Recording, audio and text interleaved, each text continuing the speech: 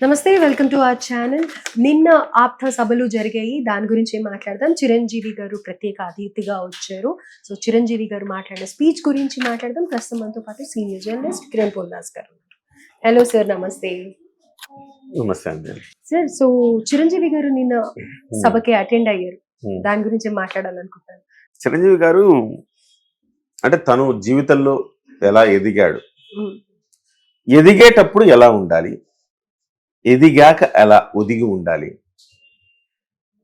ఎదిగిన తర్వాత ఏ రకంగా తన స్థానాన్ని కాపాడుకోవాలి, ఈ అంశాల గురించి చాలా చక్కగా వివరించారు. ఆయన జీవన సత్యాలు, జీవిత పాఠాలు చెప్పారు. ఆయన కెరీర్ తొలినాళ్లలో ఎలా ఉన్నారు, ఈ తొలినాళ్లలో ఆయన్ని డిప్రెషన్లోకి తెచ్చే మనుషులు ఉండేవాళ్ళు, నెగిటివిటీ నింపే మనుషులు ఉండేవారు. ఆయన ఒక మాట అన్నారు, పాండీ బజార్లో ఒక టీ షాప్కి వెళ్ళేవాడంట. టీ షాప్కి వెళ్ళి ఏదో కూర్చుంటే, నువ్వు సినిమా హీరోగా ట్రై చేస్తున్నావా, ఇదో నీకంటే ఆడు చూడు ఎంత అందంగా ఉన్నాడు, వాడి పరిస్థితి ఏంటి, ఆడే దిక్కులేదు నీకు వస్తుందా, ఇట్లా అనేవాళ్ళట.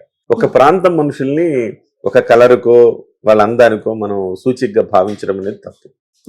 సో అలాంటి అన్నప్పుడు చిరంజీవి గారు దాన్ని ఇలాంటి చోట్లకు మనం రాకూడదు, మనము వీళ్ళ మధ్య ఉంటే మనం నెగిటివిటీ మనలో పెరిగిపోతుంది అని ఆయన అక్కడికి వెళ్లకుండా పాజిటివ్ ఉన్న ప్రదేశాల్లో మాత్రమే తిరిగేవారట. ఎవరైతే మంచిగా చెప్తారో, ఎవరైతే ప్రోత్సాహకరంగా చెప్తారో వాళ్ళ మధ్యనే ఉండేవారట. నెగిటివ్గా చెప్పే వాళ్ళకి సాధ్యమైనంత వరకు దూరంగా ఉండడం, తద్వారా తన కాన్ఫిడెన్స్ కోల్పోకుండా చూసుకున్నాడు.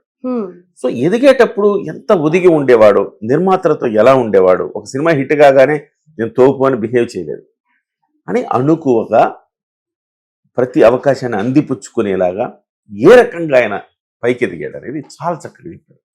ఎదిగితే సరిపోతుందా, నంబర్ 1 అయిపోయాము, నేను నెంబర్ 1 కాలు దగ్గరేస్తే టప్పని నెంబర్ 10కి పడతాం, అది క్యారీ చేయడమే కష్టం. అది కూడా ఆయనకి తెలుసు. అందుకోసం దాన్ని ఎట్లా క్యారీ చేయాలి, నెంబర్ 1 పొజిషన్ నిలబెట్టుకోవాలంటే అంతకు మించిన శ్రమ చేయాలి. నెంబర్ 2 వాడు మనల్ని దాటిపోకుండా ఉండాలంటే మరింత వేగంగా పైకి ఎదగాలి. ఇది ఆయన టార్గెట్గా పెట్టుకున్నాడు. కష్టపడి సంవత్సరానికి 14-15 సినిమాలు తీసిన సంవత్సరాలు ఉన్నాయి ఆయన. ఒక సంవత్సరానికి ఒక్క సినిమా 2 సినిమాలు తీస్తే గగనం అవుతుంది ఈ రోజుల్లో. ఆ రోజుల్లో ఆయన 14-15 సినిమాలు ఏకదాటిగా ఆయన రిలీజ్ అయ్యేవంటే 3 షిఫ్ట్లలో పనిచేసేవాడు ఆయన. వాళ్ళకి తెల్లవారి 5 నుంచి 11 వరకు ఒకళ్ళకి కాల్ షీట్ ఇస్తే, 11 నుంచి మళ్ళీ సాయంకాలం వరకు ఒకళ్ళకి కాల్ షీట్ ఇస్తే, సాయంకాలం 6 నుంచి అర్ధరాత్రి వరకు ఇంకొక కాల్ షీట్ వచ్చి 2 గంటలు 3 గంటలు నిద్రపోయి, ఊరికే మెగాస్టార్లు ఎవరండి, అంత శ్రమపడి అంత చేస్తే మెగాస్టార్ అయ్యాడు. ఆ స్టార్డమ్ నిలబెట్టుకోవటం మరొక ఎత్తు. సో ఇవన్నీ క్రమంలో ఎట్లా ఆయన నిర్మాతలతో ఎలా ఉండేవాడు, ప్రేక్షకులతో ఎలా ఉండేవాళ్ళు, సాటి యాక్టర్లతో ఎలా ఉండేవాడు, ఎలా మసులుకునేవాడు, ఇవన్నీ చెప్పాడు. ఇన్ని చెప్పి టోటల్గా ఆయన తేల్చింది ఏంటంటే, ఎంత ఎదిగినా ఒదిగి ఉండాలి, మన క్యారెక్టర్ చాలా ముఖ్యం అని చెప్పారు. అయితే సార్, ఇక్కడ అంటే యాటిట్యూడ్గా చూపించకూడదు, క్యారెక్టర్ మనకు ముఖ్యము అని చెప్పాడు.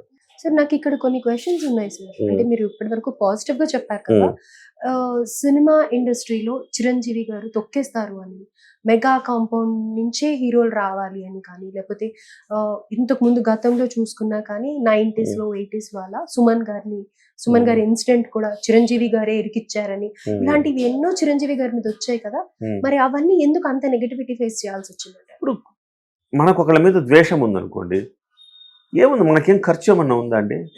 ఒక నెగిటివ్గా ఒక వార్త స్ప్రెడ్ చేస్తాం, ఖర్చు లేని పని కదా అది. ఒకటి ఎదవా అని చెప్పాలి అని అనుకుని ఒక ఎదవా అని చెప్పేస్తాం. వాళ్ళు ఎంత కష్టపడి ఎదిగారు, వాళ్ళు ఒక రూపాయి దాచుకుంటూ ఎదగడం, ఒక ఇటుక పేర్చుకుంటూ ఒక స్థాయికి వచ్చినప్పుడు వాళ్ళని వీడు మంచివాడు కాదని చెప్పడం చాలా ఈజీ, బురద జల్లడం చాలా ఈజీ. ఆ పని డబ్బులు ఖర్చు కూడా కాదు. ఆ రకమైన ద్వేషభావంతో చేసే ప్రకటనలే తప్ప ఏదైనా నిజం ఉందా అండి? ఉదాహరణకు మీరు అన్నదే సుమన్ గారి వ్యవహారం తీసుకుందాం. సుమన్ గారే స్వయంగా అనేక సందర్భాల్లో చెప్పారు, తప్పు ఇది, అలా అనకూడదు, చిరంజీవి గారు చాలా మంచివారు, ఆయన నేను కాంపిటీషన్ ఉండొచ్చు కానీ ఆయన చాలా మంచివారు, చాలా గొప్ప యాక్టర్ అని ఆయనే చెప్పారు. ఇవన్నీ కూడా వదంతులు, తప్పు అని చెప్పారు. చిరంజీవి గారికి అసలు ఏ మాత్రం సంబంధం లేని వ్యవహారం అది. ఆ వ్యవహారంలో కావాలని ఆయన నిరికించడం, అజాత శత్రువు ఆయన. ఒకడని ఒక మాట అనడు. మోహన్ బాబు లాగా కాదు కదా, ఒకళ్ళని ఒక మాట అనడు, అంటే రాజశేఖర్ కూడా అనిపించుకోవడం కూడా ఇష్టం లేదు. రాజశేఖర్ జీవిత వీళ్ళు కూడా ఎన్నో అలిగేషన్స్ వేశారు చిరంజీవి గారి మీద. అదేంటి ఠాగూర్ మూవీలో వారే హీరో అయితే గనుక చిరంజీవి గారిని పెట్టారని, చిరంజీవి గారు నేనే చేస్తాను ఈ పాత్ర అన్నారు అని కూడా ఇలాంటివేవో చాలా వచ్చాయి కదా అప్పుడు. సో ఇలాంటివి చిరంజీవి గారి మీద చాలా ఎక్కువగా వస్తూ ఉండేవి. అదే అండి, ఇప్పుడు మనం ఎత్తి ఎదిగి ఎంతమంది మనకు అభిమానులు తయారవుతారు, అట్లీస్ట్ కొంతమంది దురభిమానులు తయారవుతారు కదా, ద్వేషించేవారు కూడా తయారవుతారు కదా. మనం అందరినీ 100% మనం సంతృప్తిపరచడం ఎవరిని, ఆ క్రమంలో వస్తాయి. ఇప్పుడు రాజశేఖర్ గారు చిరంజీవితో పోల్చుకునేంత స్థాయి రాజశేఖర్ గారికి ఎక్కడుంది. కాకపోతే రాజశేఖర్ గారు తనను తాను ఎక్కువగా ఊహించుకొని ఆ రోజు జీవిత రాజశేఖర్ ఇద్దరు కూడా వైఎస్ రాజశేఖర్ రెడ్డి దగ్గర డబ్బులు తీసుకొని కాళ్లకు బలపం కట్టుకున్నట్టు తిరిగి చిరంజీవి గారి మీద దుష్ప్రచారం చేశారు. ఆ రోజు ఈరోజు ఎక్కడున్నారండి? వాళ్ళ కూతురికి మెడికల్ సీట్ కావాలంటే చిరంజీవి గారు ఇచ్చారండి. వాళ్ళ స్థలం అమ్ముడు పోక చాలా ఇబ్బంది పడుతుంటే ఉపాసన గారు కొని వాళ్ళకి ఆర్థికంగా చేయూతనిచ్చారండి. ఇంత చేసిన తర్వాత కూడా వాళ్ళు ద్రోహం చేశారు. ఎవరో ఆకతాయి అభిమానులు రాజశేఖర్ జీవితం వెళ్ళి కారు మీద రాళ్ళేశారంటే చిరంజీవి గారిని చేతులు పట్టుకుని క్షమాపణ చెప్పారండి. ఆ రోజుల్లో వాళ్ళ కోసం వెయిట్ చేసి 2-3 గంటలు వాళ్ళు వచ్చాక క్షమాపణ చెప్పి వెళ్ళాడండి. అంత గొప్ప వ్యక్తిత్వం ఎక్కడ ఉంటుందండి? అందుకే జీవిత రాజశేఖర్ ఆ రకంగా పడిపోయారు. ఇవాళ ఆయన శిఖర సమానుడిగా సమున్నతంగా చిరంజీవి గారు ఉన్నారు. సో ఇలాంటివన్నీ కూడా సహజంగా వస్తుంటాయి. నిన్న ఆయన చెప్పింది ఏంటంటే జీవితంలో ఎలా ఎదగాలి, అంత పారిశ్రామికవేత్తలుగా ఎదగాలనుకుని వచ్చిన వాళ్ళు ఒక లక్ష్యాన్ని నిర్దేశించుకుంటే ఏ రకంగా ఎదగాలి, ఏ రకంగా మనం ముందుకెళ్ళాలనే దాన్ని చాలా చక్కగా చెప్పారు. మూలాలు మర్చిపోవద్దు, ఎంత ఎత్తుకు ఎదిగినా ఒదిగి ఉండాలి, అందరినీ గౌరవించాలి, కలుపుకుపోవాలి, ఓటమి ఎదురైనాగా నిరాశ చెందకుండా అదే పనిగా మళ్ళీ మళ్ళీ ట్రై చేసి విజయం సాధించాలి. ఈ పంచసూత్రాలు ఆయన నేను చాలా చక్కగా చెప్పారు. 50 నిమిషాల పాటు ఆయన మాట్లాడితే ఒక్క నిమిషం కూడా వృధా కాలేదంటే మీకు అతిశయోక్తి కాదు. రైట్. సో ఇక్కడ ఆయన అక్కడ సిచ్యువేషన్ ని బట్టి ఆ ఎంటర్‌ప్రెన్యూర్స్ కి ఇన్స్పిరేషన్ గా ఉండాలి అన్నట్టుగా తన లైఫ్ స్టోరీ చెప్పారు, ఎవరిని ఉద్దేశించి అయితే కాదనమాట. స్టార్టింగ్ లో అన్నట్టు ఎవరిని ఉద్దేశించి కాదు. కాకపోతే గుమ్మడికాయలు దొంగ ఎవరు అంటే భుజాలు తడుముకున్నట్టుగా అంతా మా అల్లు అర్జున్ గురించి మాట్లాడుతున్నారు అని అనుకుంటారు. సో ఎందుకు అనుకుంటారు? ఇది సహజమైన ఒక సక్సెస్ అవ్వాలంటే ఏం చెయ్యాలి అనే దానికి సంబంధించి మీరు చెప్పినా, నేను చెప్పినా, చిరంజీవి గారు చెప్పినా ఇది కరెక్ట్.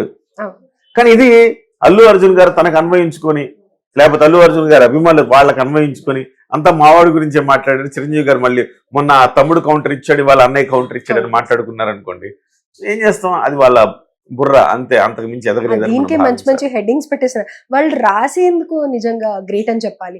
ఏంటి మెగాకి ఇంకా అల్లుకి పడట్లేదా, మళ్ళీ అన్న కౌంటర్ కూడా ఇచ్చాడు అని చెప్పేసి అంత సిల్లీగా చిల్లరగా మెగాస్టార్ చిరంజీవి గారు మాట్లాడతారని మనం అనుకోవటం తప్పది.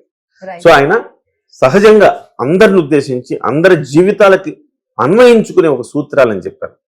అది అందరి జీవితాలు, అందరిలో అల్లు అర్జున్ కూడా ఉంటాడు. కాబట్టి అది ఆయన కోసమే చెప్పాడని అనుకోవడం